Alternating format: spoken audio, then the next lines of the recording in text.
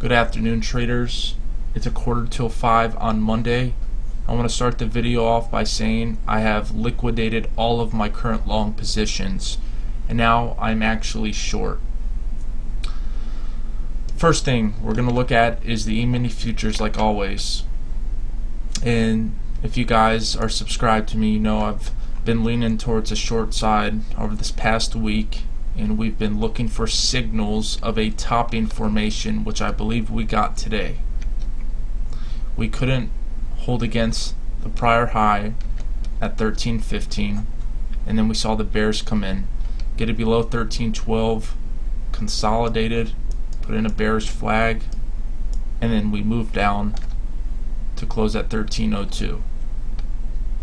Our levels we need to watch tomorrow: 1300, huge psychological level. S2 will be 1296. Since in the past we've traded off this and there's been a lot of demand on this level right here. And then S3 will be 1290. So this is going to be, after 1300, this is going to be the next major level for us to get below to approach our descent and end target of 1220. I really hope we could get down there. I know a lot of large institutional investors are watching this level as well. Just broke a huge trend line dating back from 2 weeks ago on a 1 hour time frame. So everything's lining up. The stars are lining up for the shorts to come through and turn some more profits. The bad news isn't over yet. Next, I'd like to show you an article that this guy published today. His name's Charles Evans. He's the president of the Federal Reserve Bank of Chicago. He says that inflationary pressures remain subdued despite the latest surge in commodity prices that he thought may push up a key measure, total personal consumer expenditures, or PCE, to around 2% this year from 1.5%. Here it says, Evans said he had revised his own forecast for PCE, which excludes volatile items such as food and gasoline. And that's where I have a problem. This is the main part of what's taking the money out of our pockets and put it in theirs. So how are you going to exclude this from inflation? But anyways, exclude this by a couple of tenths since January, as expectations of future price increases rose slightly. However, he didn't see the paths of core and total inflation running far apart for very long. On Friday, he said core inflation will reach 1.5%, below the Fed's informal 2% inflation target. I completely disagree with this. I'm sure you guys too. He says overall, we see some increase in headline inflation due to higher food and energy prices, but we do not expect to materially boost underlying inflationary trends. However, the weak labor and housing markets left little room for these to translate into broadly higher prices. So this is just another article that shows we cannot trust the Fed to admit to any wrongdoings, to all this massive government intervention, devaluing our currency, and they can't even admit when they're wrong and there is going to be inflation. Next stock I want to look at is US Steel. Had a beautiful run up today, and I made a lot of money trading this stock today. I'm sorry I didn't put it in the watch list from yesterday, but I actually didn't get this stock until 12:30 last night. I'm lying in bed watching CNBC Asia, about to go to sleep, and I see them come on TV with a headline saying that China steel demand rose by, I think, 3.9% over the last quarter, and that sparked interest in the big names in China.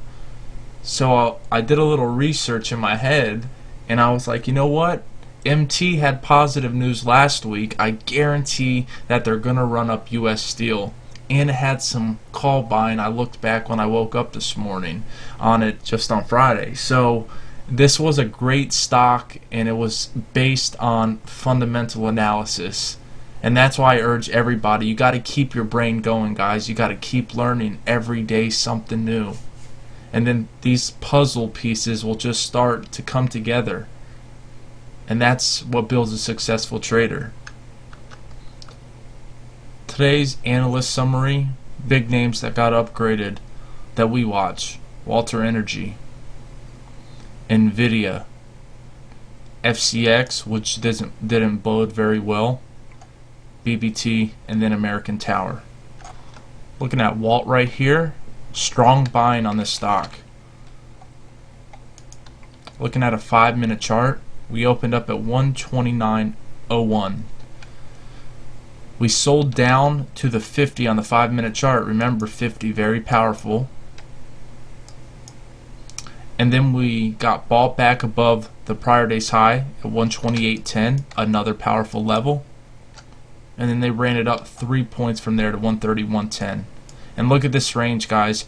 Even if you traded just the open and missed this entire move here, you would have made 2 points. And then you could have shorted it 2 points. And we'll show you the proprietary signals. Bam, bam. Perfect. Downgrades today. Ben Franklin Resources, my buddy works there, down in Fort Lauderdale. Marriott, and that brought a lot of the other hotel and casinos down today. Northern Trust, BTU by Goldman Sachs, and this was kind of shocking. I didn't read the report yet. I'm going to try to do it later on. Another upgrade that you should note is ARM Holdings, and they had a strong move today. Check this move. A $26 stock opened up at $26.48 and ran it up a straight point to $27.50.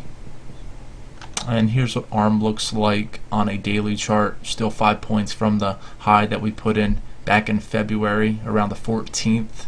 Still above, or excuse me, still below the 50-day moving average. So if the S&P does start drifting lower, even the strong stocks will move down. But we need to gather up all the strongest stocks that beat on earnings. So if we do approach that 1220 or wherever they put in that bottom, we're going to be fully prepared. My current stocks that I'm short: Apollo. Yes, they do report tomorrow morning, so I'm only short one contract. I got short from 43.30, one front month put.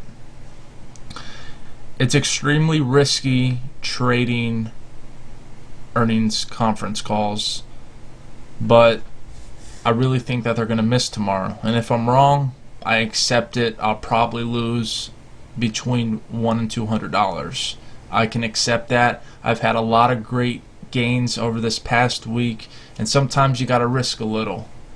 And if you could pretty much plot these earnings calls correctly, you can make a lot of money, and it's pure speculation. But again, if you do your homework properly, you're going to profit. Or another strategy you could use to implement trading the earnings conference call for one company, it's got to be a big name though, that's going to make headwinds for the whole sector. You could try to trade the sisters of that current stock that's reporting. A couple stocks that had big moves today: Schlumberger, symbol SLB, breaking above all the moving averages. At one point it was up 5 points on the day. Apple, which pushed below the 351 monthly pivot level. Watch this, guys. 151.94. Remember, I pointed out below this, look to get short back down to 346. We'll keep watching this level, and this is one of the reasons that pushed the Nasdaq down. Nasdaq finished down 12 points today, and at one time we were up 12 points, so that's a 24-point decline from the high. Now I'm going to name 5 stocks that had 10 times normal options volume. Lululemon traded 25,000 calls today and 11,000 puts. Eastman Kodak, which gapped up.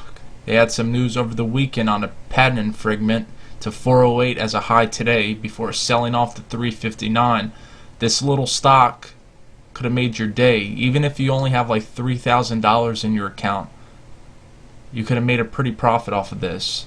So we traded 60,000 calls and 14,000 puts. This one is on our radar. It's a news-driven stock because that patent infringement. If they pass the ruling and that's good for EK, you're going to see this thing shoot back up and head towards 5. Radio Shack, 17,000 calls versus 2,000 puts. They reported today they're going to start selling Apple's iPad 2 on Tuesday. Bristol Myers, double the calls and puts, 18,000 calls, 9,000 puts. The FDA approves a drug called Yervoy, and that's to treat melanoma, which is a skin cancer. And the last one is MHS, 16,000 calls versus 9,000 puts. And I have to pull up the daily chart on this. I did not get involved with it. I really wish I did, because I had been watching this thing for this entire descent down. It reached support at the 38.2 Fibonacci retracement level. That's how I got this support. Then we moved back above a price level of 53.09 before rallying up today. Put in a high at 55.37, and that's right under the 50% retracement at 55.20. I'm ending the video now, guys. Good luck trading tomorrow. If I don't get you a video for the watch list, then I'll put it on the main channel page, or I'll tweet it on Twitter. I'm not sure if all of you guys have that. But look in the description box. It's going to be the news and events that you need to watch for tomorrow. Alright, good luck traders. Have a good evening, and I'll talk to you later.